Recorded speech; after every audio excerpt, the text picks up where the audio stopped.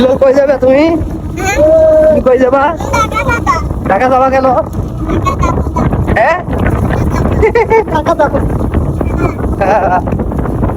ঢাকা যাওয়াই লাগবে, না গেলে হবো না।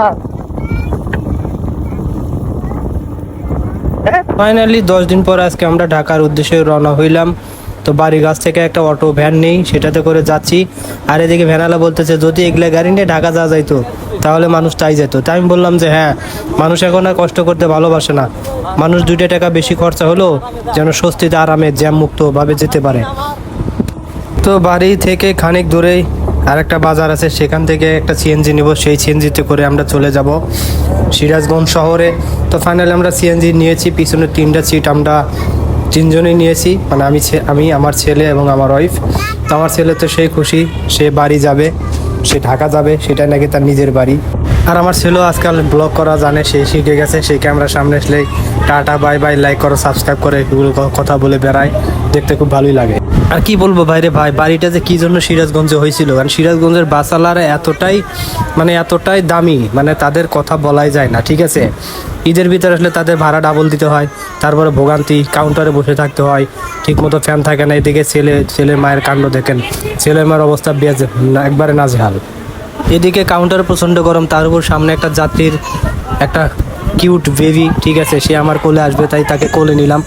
এদিকে আমার ছেলেটা তার সাথে গিয়ে দুষ্টামি করতেছে, পায়ে চিমটি কাটছে, তাকে বললাম সরে যাও। তারপরে বাবুটা আমার সাথে অনেক মজা করতেছিল, খেলা করতেছিল, তো আমিও তার সাথে খেলা করতেছিলাম। আর এই সুযোগে আমার গিন্নি এটা ভিডিও ধারণ করে। মাশাআল্লাহ, বাবুটা সত্যি অনেক সুন্দর, আমার ছেলেটার মনে পছন্দ হয়েছে, সে বারবার সে বাবুটার কাছেই যাচ্ছে। তো ফাইনালি অনেক প্রতীক্ষার পরে আমাদের সেই দামি বাস, ঠিক আছে, সিরাজগঞ্জের দামি বাস, মানে কি বলবো এদের কথা, বাস আমরা পেলাম এবং বাসে গিয়ে উঠলাম। এবং বাসে ওঠার আগে কি কাণ্ড, ডিরেক্ট কাউন্টারে বাস আসে না, বাস আসে কাউন্টার থেকে দূরে, সেখান থেকে কাউন্টার আলাদা আমাদেরকে অটো দিয়ে সেই বাসের কাছে নিয়ে আসছে।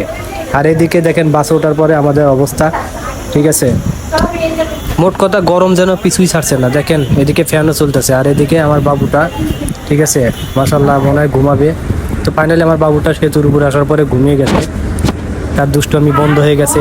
এখন আমি কি করব, আমি চুপচাপ থাকি, কারণ ছেলে একমাত্র আছে যে আমার সাথে দুষ্টামি করে।